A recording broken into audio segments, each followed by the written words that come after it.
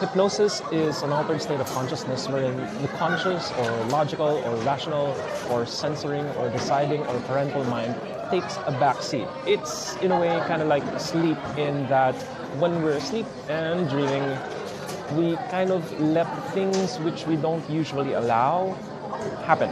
So you could say that in hypnosis or in trance, we're in an altered state where there's a higher level of allowance for things which we usually don't tolerate, don't allow, or outright usually refuse. As such, hypnosis or the hypnotherapeutic trance state is a very good place, if you think about it as a place, to allow for changes in your life which can only be accomplished at the unconscious level.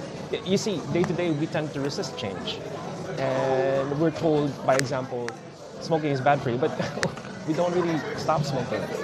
All these devices, they're addictive, but we can't do anything about it. You see, no matter how we told, and in fact, if you think about it, the worst advice is, advice that's given to you that you didn't ask for, because it just doesn't work, because you're trying to butt heads, one conscious mind versus another unconscious mind, and that's not where change happens. So hypnosis is kind of like a state of surrender where we allow communication with our deeper minds, our unconscious minds.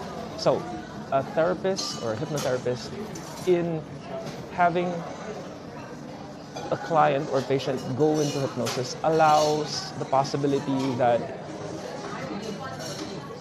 a special kind of communication happens with the part of us that actually makes the changes in our lives. You see, the unconscious mind is what automates, regulates, and stabilizes our behavior. It allows for doing things. It allows for us doing things without us having to think about them.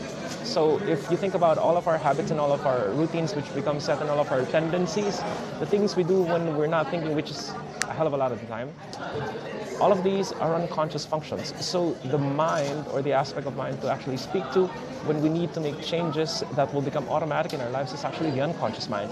And so this is the perfect place for the intervention we can know as hypnotherapy. In hypnosis, you go into a state that allows for your deeper mind to be spoken to.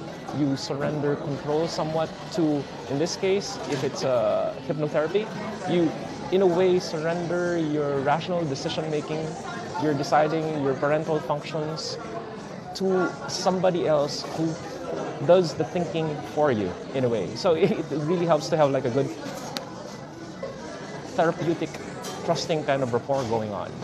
But when that is in place, you have a very beautiful situation in which somebody can guide you through changes not otherwise possible, especially when it's just conscious mind talking to another conscious mind, and that really isn't how change happens. So I hope this has been useful.